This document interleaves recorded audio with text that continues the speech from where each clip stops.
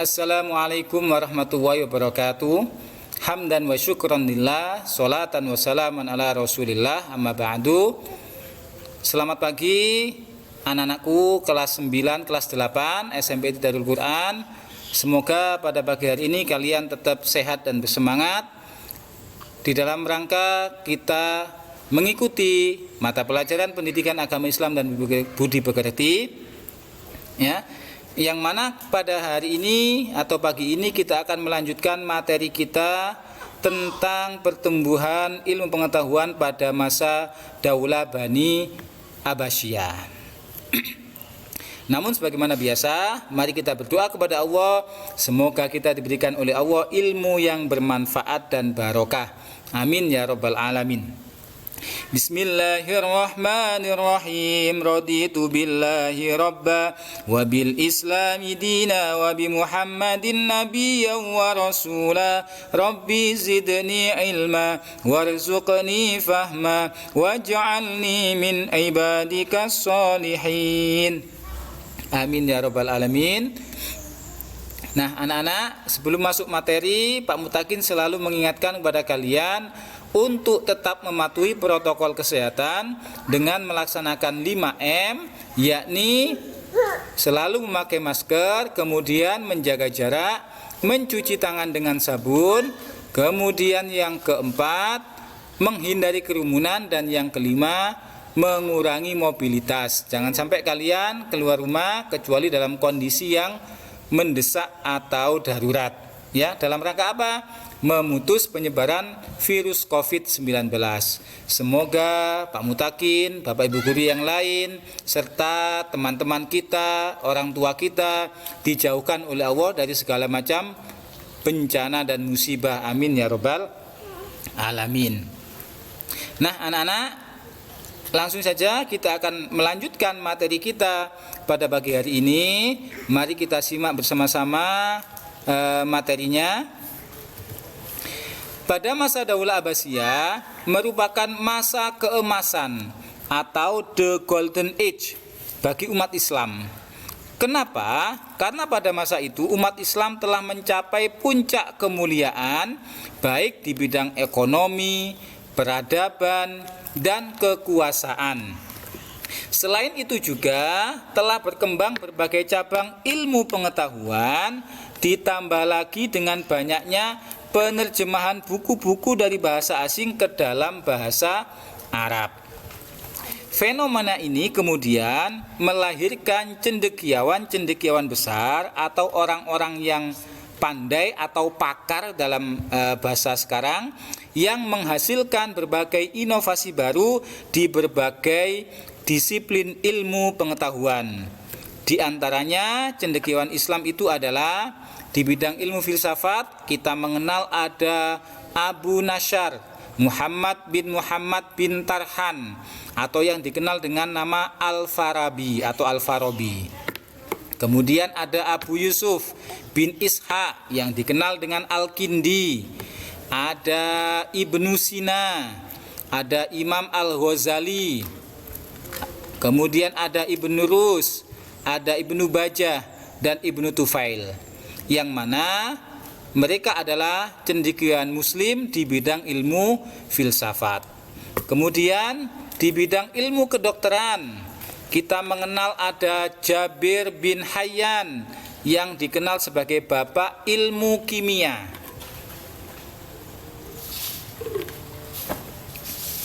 Jadi anak-anak, Pak Mutakin ulangi lagi, bermacam-macam ilmu pengetahuan itu awalnya berasal dari umat Islam. Jadi ilmu-ilmu kimia, matematika dan sebagainya, kedokteran itu penemunya adalah orang-orang Islam, ya. Makanya kita harus bangga dan juga kita harus senantiasa rajin belajar dan membaca. Kemudian ada lagi Hunain bin Ishaq yang dikenal sebagai ahli penerjemah buku-buku asing. Berarti Hunain ini mengerti beberapa bahasa. Ada Ibnu Sahal, kemudian ada Ar-Razi yang ahli dalam penyakit campak dan cacar. Berarti menemukan serum atau vaksin untuk mengobati campak dan cacar. Serta Tabit Ibnu Qura. Dalam ilmu matematika kita mengenal ada Muhammad bin Musa al-Khawarizmi atau penemu huruf 0. Nah, ini nanti kalian bisa tanyakan mungkin ke Buning atau Pak Danang yang ahli dalam matematika, ya, yang dengan bukunya Al-Gibra atau Al-Jabar, ya, geometri ilmu matematika. Kemudian ada Umar bin Faruhan, bukunya Quadripartitum, juga Banu Musa dengan ilmu mengukur permukaan datar dan bulat.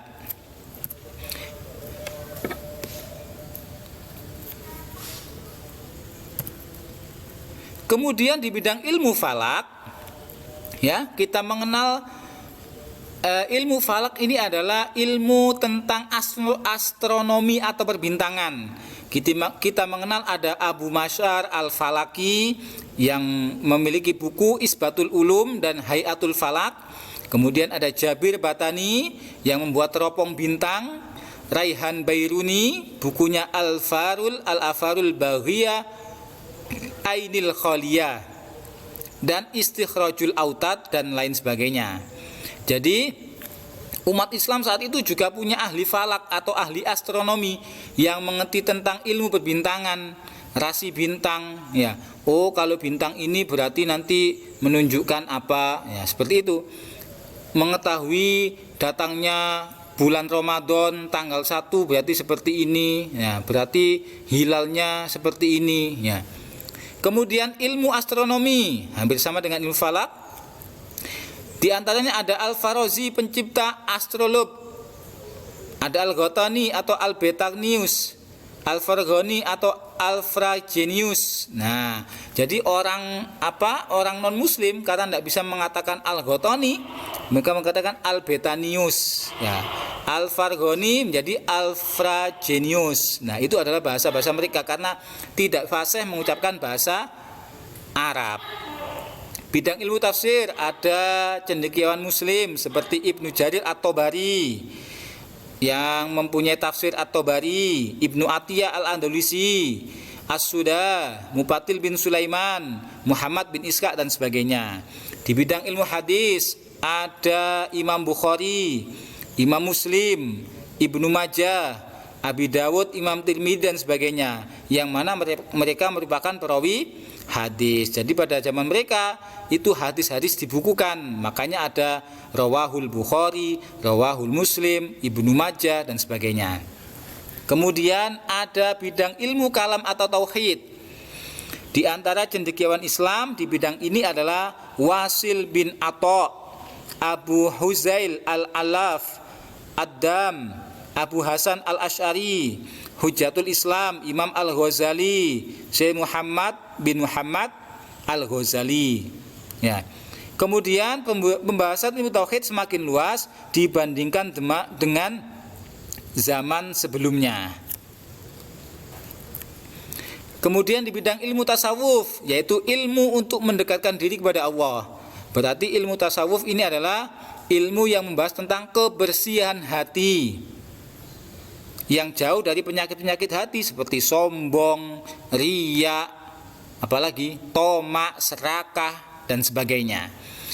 Tokoh cendekiawan Islam di bidang tasawuf adalah Al-Qushairi dengan karyanya yang terkenal yaitu Risalatul Qushairiyah. Kemudian Syahabuddin dengan karyanya yang terkenal Awariful Ma'arif, dan juga Imam Al-Ghazali dengan karyanya Al-Basut, Al-Waziz, ada Ihya Ulumuddin dan sebagainya. Banyak sekali, ada Mukasyafatul Qulub, ya. Kemudian para imam fuqaha atau ahli fikih, yang mana cendekiawan muslim yang ahli fikih ini adalah yang terkenal dengan 4 mazhab yang menjadi sentra atau diikuti oleh umat Islam seluruh dunia, ya.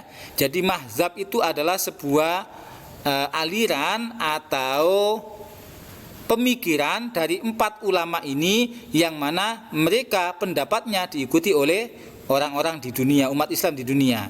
Ada Imam Abu Hanifah atau Imam Hanafi, ada Imam Maliki, ada Imam Syafi'i, gurunya Imam Maliki, dan juga Imam Ahmad bin Hambal atau yang disebut dengan Imam Hambali.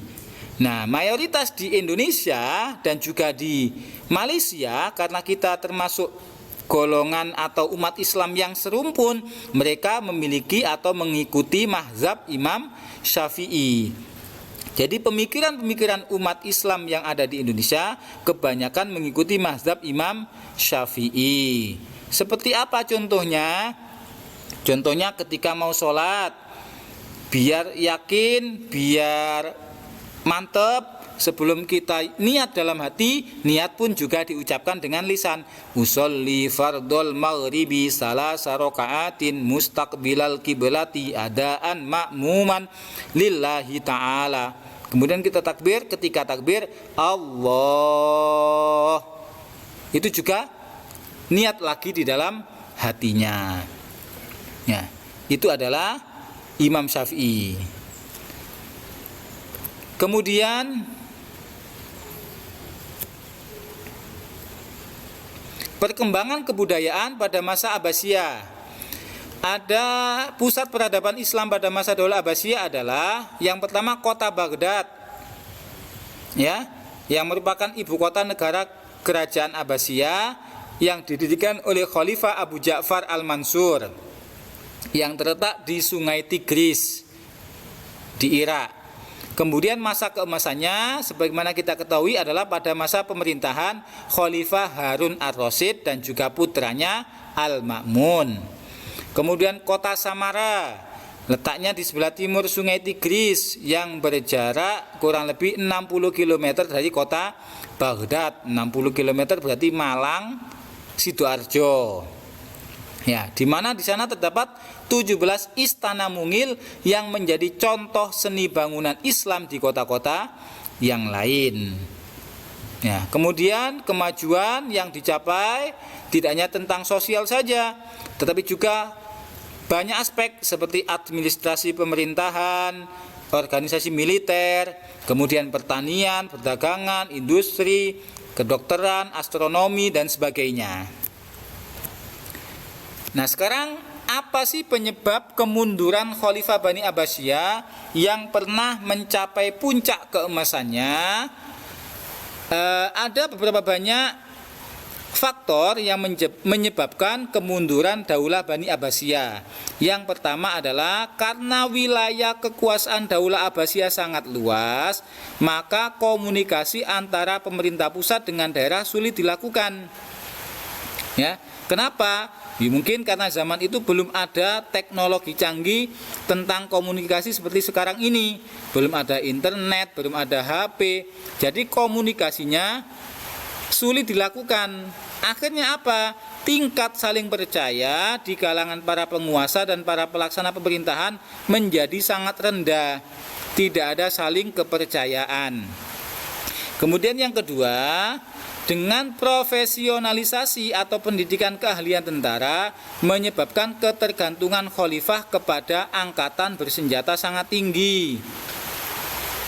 Yang ketiga, pemerintah Bani Abbasiyah mengalami kemerosotan ekonomi karena keuangan negara sangat sulit, yakni biaya yang dikeluarkan untuk tentara bayaran sangat besar. Ya, karena banyak tentara yang harus dibiayai, maka ekonominya menjadi merosot, menjadi lemah. Kemudian munculnya aliran-aliran sesat, yakni fanatisme kesukuan dan gerakan pemisahan diri atau disintegrasi di wilayah Daulat Bani Abbasiyah. Ya. Kemudian persaingan antar bangsa, terjadinya perang salib dan juga serangan bangsa Mongol yang dipimpin oleh Holakokan yang menyebabkan jatuhnya kota Baghdad dan terbunuhnya raja terakhir Abbasiyah Al-Mu'tasim pada tahun 1260 Masehi. Jadi pada zaman dahulu itu muncul juga fanatisme kesukuan. Oh, kayak Indonesia ya, yang paling mulia, yang paling patut menjadi pemimpin itu orang Jawa. Oh, tidak bisa, harus orang Madura, harus orang Sunda. Ya, jadi kesukuannya terlalu tinggi. Makanya menyebabkan apa? Banyak pemisahan diri atau yang kita kenal dengan apa itu namanya? disintegrasi atau kita sebut dengan gerakan separatisme. Jadi ingin memisahkan diri dari kekuasaan yang sah. Ya. Kemudian apa hikmah atau manfaat mempelajari kekhalifahan Bani Abbasiyah? Ada banyak sekali hikmah. Di antaranya yang pertama adalah meningkatkan keimanan kita kepada Allah. Dengan cara apa? Melaksanakan segala perintah dan menjauhi larangan. Yang kedua, menumbuhkan semangat menuntut ilmu, baik ilmu agama maupun ilmu umum. Ya, jadi kalian harus tetap bersemangat walaupun dalam kondisi pandemi ataupun PPKM seperti ini. Ya. Jadi tidak hanya ilmu agama saja, wajib juga mengikuti atau mempelajari ilmu-ilmu umum. Karena apa? Karena itu juga termasuk yang mendorong, yang membuat kita menjadi sukses dan berhasil hidup di dunia. Kemudian membina rasa kesatuan dan persatuan umat Islam. Terutama yang kita hidup di Indonesia itu kan bermacam-macam suku, bermacam-macam warna kulit, bermacam-macam bahasa. Kita tidak boleh membeda-bedakan satu dengan yang lain, ya. Makanya kita mengenal ada 3 kerukunan atau 3 persaudaraan atau ukhuwah dalam Islam yang ada di Indonesia. Yang pertama adalah ukhuwah Islamiyah, saudara sesama Islam. Yang kedua adalah ukhuwah basariyah, saudara sesama sebagai sesama manusia.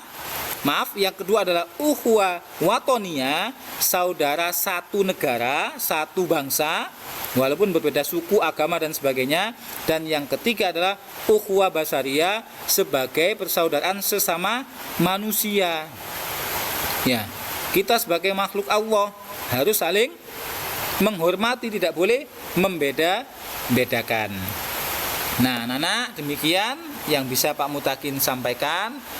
Ada hal-hal yang belum kalian pahami, silakan ditanyakan. Ya, dari saya sebelum kita tutup, mari kita berdoa kepada Allah. Semoga pelajaran kita pada pagi hari ini menjadi ilmu yang bermanfaat. Amin ya rabbal alamin. Bismillahirrahmanirrahim.